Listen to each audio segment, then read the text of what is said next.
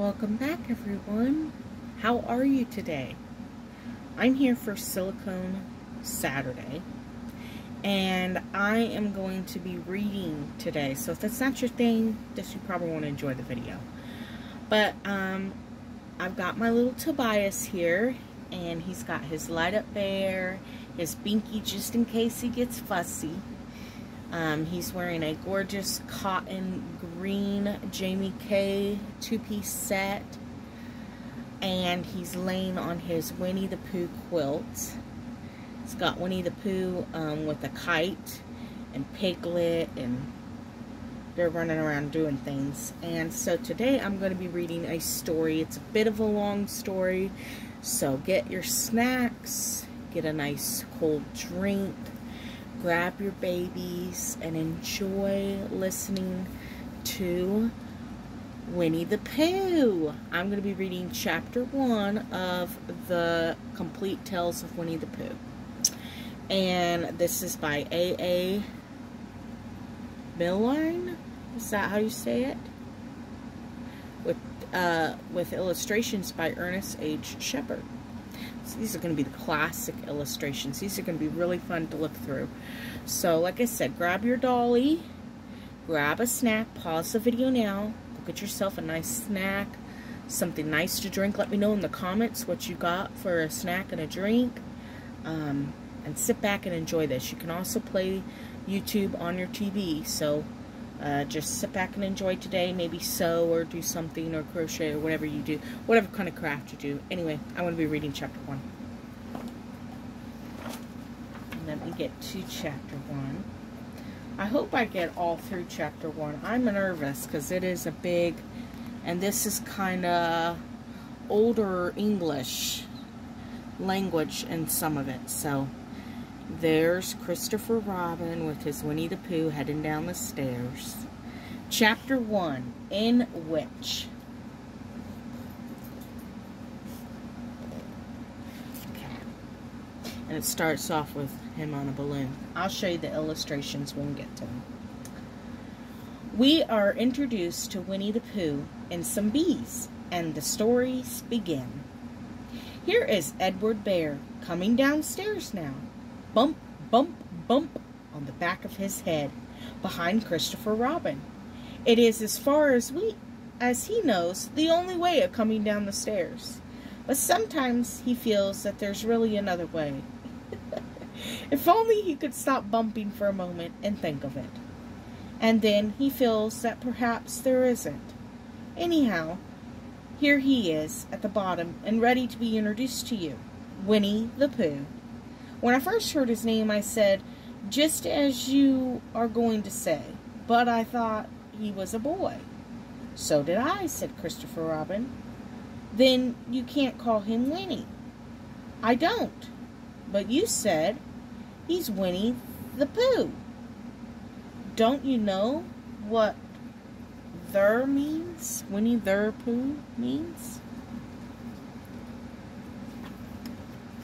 Ah, yes, now I do, I said quickly, and I hope you do too, because it's all in the explanation you are going to get. Sometimes Winnie the Pooh likes a game of some sort when he comes downstairs, and sometimes he likes to sit quietly in front of the fire and listen to the story.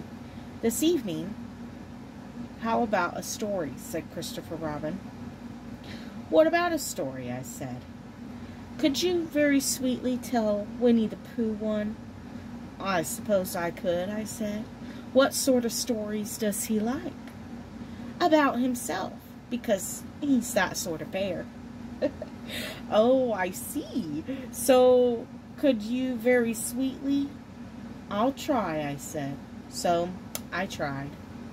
Once upon a time, a very long time ago now, about last Friday, Winnie the Pooh lived in a forest all by himself under the name of Sanders. What does under the name mean? Asked Christopher Robin.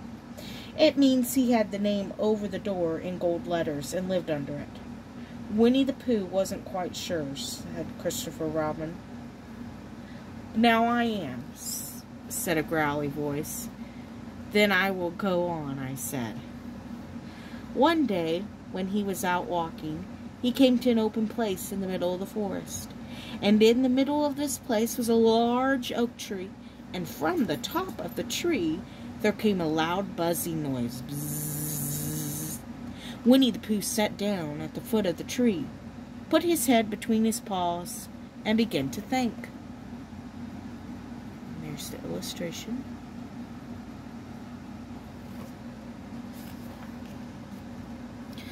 First of all, he said to himself, that buzzing noise means something. You don't get a buzzing noise like that, just buzzing and buzzing, without it meaning something. If there's a buzzing noise, somebody's making a buzzing noise. And only reason for making a buzzing noise that I know of is because you're a bee.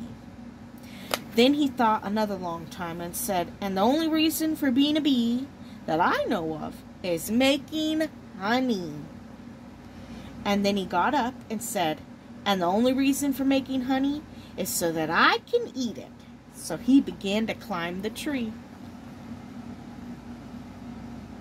There he is looking at the bees. And look at him climbing that big tree.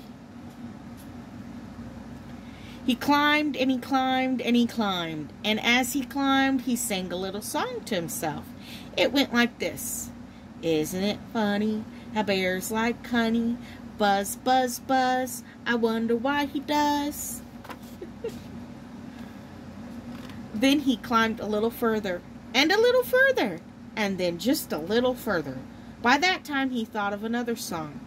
It's very funny thought that if bears were bees, they build their nest at the bottom of trees. And that being so with the bees were bears, we shouldn't have to climb up all these stairs. I've never read the verse. I'm sorry, guys. This is so funny. He was getting rather tired by this time, so that is why he sang a complaining song. He was nearly there now, and if he just stood on the branch, he was nearly there now, and if he just stood on that branch, rack! Oh no, there he goes falling. Oh, help, said Pooh, as he dropped 10 feet off the branch below him. If only I had it, he said, as he bounced 20 feet to the next branch. You see what I meant to do, he explained, as he turned head over heels and crashed into another 30 feet below. What I meant to do, of course, it was rather, he admitted, as he slithered very quickly through the next 6 branches. It all comes, I suppose, he decided as he said goodbye to the last branch, spun around 3 times, and flew gracefully into a gorse bush. It all comes of liking honey so much. Oh, help. He crawled out of the gorse bush, brushed the prickles from his nose, and began to think again. And the first person he thought of was Christopher Robin. Oh, Pooh. So then we got a split scenery here. Was that me? Said Christopher Robin in an odd voice, hardly daring to believe it. That was you. Christopher Robin said nothing, but his eyes got larger and larger, and his face got pinker and pinker. So Winnie the Pooh went around to his friend Christopher Robin, who lived behind the green door in another part of the forest. Good morning, Christopher Robin, he said. Good morning, Winnie the Pooh, said you. So I think this story is, he's reading to Christopher Robin his bedtime story, and he's making up Pooh and him and the adventures, and this little boy is sitting at his father's feet listening, and it's such a sweet tale. I wonder if you got a such thing as a balloon about you. A balloon? Yes, I just said to myself coming along, I wonder if Christopher Robin has such a thing as a balloon about him. I just said it to myself, thinking of balloons and wondering. What do you want a balloon for, you said. Winnie the Pooh looked around to see that nobody was listening. He put his paw to his mouth and said in a deep whisper, Honey, honey. Honey. But you don't get honey with balloons. I do, said Pooh. Well, It just so happened that you had been to a party the day before at the house of your friend Piglet, and you had balloons at the party. You had a big green balloon, and one of Rabbit's relations had a big blue one, and had left it behind, being really too young to go to a party at all. And so you had brought the green one and the blue one home with you. Which one would you like? You asked Pooh. He put his head between his paws and thought very carefully. It's like this, he said. When you go after honey with a balloon, the great thing is not to let the bees know you're coming. Now, if you have a green balloon, they might think that you were only part of the tree and not notice you. And if you have a blue balloon, they might think that you were only part of the sky and not notice you. And the question is, which is most likely? Wouldn't they notice you underneath the balloon? You asked. They might, or they might not, said Winnie the Pooh. You can never tell with bees. He thought for a moment and said, I shall try to look like a small black cloud. That will deceive them. Then you had better have the blue balloon, you said, and so it was decided. So if you ever see Pooh Bear with a blue balloon, now we know why. Oh, goodness. I hope I'm recording. Can't see my time. Oh, my goodness. We're getting quite there, huh? Well, you both went out with the blue balloon, and you took your gun with you, just in case, as you always did. And Winnie the Pooh went to a very muddy place that he knew of and rolled until he was black all over. And then when the balloon was blown up as big as you and Pooh were both holding on to the string, you let go suddenly. And Pooh Bear floated gracefully up into the sky and stayed there level with the top of the tree. And about 20 feet away from it, hooray! You shouted. Isn't that fine? Shouted Winnie the Pooh down to you. What do I look like? You look like a bear holding on to a balloon, you said. Not, said Pooh anxiously. Not like a small black cloud in the blue sky. Not very much. Ah, well, perhaps from up here it looks different. And as I say, you never can tell with bees. There was no wind to blow him near to the tree. So there he stayed. And there he is, all black as can be, walking. Look at him with this big balloon. So there he stayed. He could see the honey. He could smell the honey, but he couldn't quite reach the honey. After a little while, he called down to you, Christopher Robin, he said in a loud whisper. Hello? I think the bees suspect something. What sort of thing? I don't know, but something tells me they're suspicious. Perhaps they think you are after their honey. It may be that. You never can tell with bees. There was another little silence, and then he called down to you again. Christopher Robin! Yes? Have you an umbrella in your house? I think so. I wish you would bring it out here and walk up and down with it, and look up every now and then and say, tut tut, it looks like rain. I think if you did that, it would help the deception, which we are practicing on these bees. Persisting on these bees. Well, you laughed to yourself, silly old bear. But you didn't say it out loud because you were fond of him, and you went home for your umbrella. Oh, there you are, called down Winnie the Pooh as soon as you got back to the tree. I was beginning to get anxious. I have discovered that the bees are now definitely suspicious. Shall I put my umbrella up, you said? Yes, but wait a moment. We must be practical. The important bee is deceived as the queen bee. Can you see which is the queen bee from down there? No. A pity. Well, now, if you walk up and down with your umbrella saying, tut tut, it looks like rain, I shall do what I can by singing a little cloud song, such as Cloud might sing.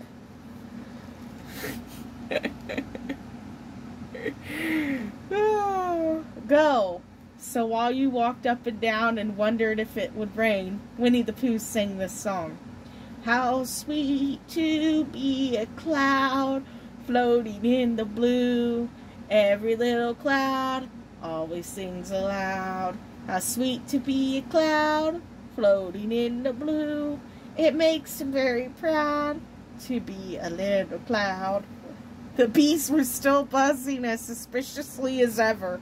Some of them indeed left their nest and flew all around the cloud as it began the second verse of this song.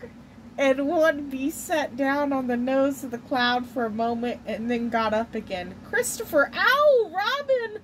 called the cloud. "Yes, I have just been thinking, and I have come to the very important decision. These are the wrong sort of bees." "Are they?" "Quite the wrong sort. So I should think they would make the wrong sort of honey, shouldn't you?" "Wouldn't they?" "Yes, so I think I shall come down." "How?" asked you. Winnie the Pooh hadn't thought about this. If he let go of the string, he would fall, bump, and he didn't like the idea of that. So he thought for a long time, and then he said, "Christopher Robin, you must shoot the balloon with your gun. Have you got your gun?" "Yes, of course I have," you said.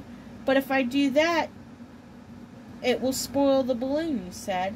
"But if you don't," said Pooh, "I shall have to let go, and that would spoil me." When you put it like this, you saw how it was, and you aimed very carefully at the balloon and fired. "Ow!" said Pooh. "Did I miss?" you asked. "You didn't exactly miss," said Pooh, "but you missed the balloon." "I'm sorry," you said, and you fired again, and this time you hit the balloon, and the air came down slowly out of it, and Winnie the Pooh floated down to the ground. Oh my gosh. This story's cracking me up. Okay, we're at the last 2 pages. But his arms were so stiff from holding on to the string in the balloon all that time that they stayed up straight in the air for more than a week. And whenever a fly came and settled on his nose, he had to blow it off. And I think, but I'm not sure, that this is why he was always called Pooh. "Is that the end of the story?" asked Christopher Robin. That's the end of one. There are others about Pooh. Are there others about Pooh and me? And Piglet and Rabbit and all of you? Oh wait, that's the end of that one. There are others about Pooh and me and Piglet and Rabbit and all of you. Don't you remember? I do remember. And then when I try to remember, I forget. That day when Pooh and Piglet tried to catch the Huffalump, they didn't catch it, did they? No. Pooh couldn't because he hasn't any brain. Did I catch it? Well, that comes into the story. Christopher Robin nodded. "I do remember," he said. "Only Pooh doesn't very well. So that's why he likes having it told to him again. Because then it's a real story and not just remembering." "That's how I feel," I said. Christopher Robin gave a deep sigh, picked up his bear by the leg, and walked off to the door, trailing Pooh behind him. At the door he turned and said, "Coming to see me at my bath?" "I might," I said. "I didn't hurt him when I shot him, did I?" "Not a bit." He nodded and went out, and in a moment I heard Winnie the Pooh bump, bump, bump going up the stairs behind him. And that is the end of the first story in the Winnie the Pooh series. How adorable is that? I must say I have not read that, and that quite tickled me. My goodness. What a funny, silly old bear, Toby, huh? So, I hope you enjoyed having some story time with Toby and I for Silicone Saturday. I can't always remember who does the tags, but then once I do the tag, once I post a video, I always try to add the person down in the bottom. But anyway, Toby looks so cute with his little bare feet out. That's the end of the video now. It's a long one. Alright, talk to you all later. God bless you. Bye-bye.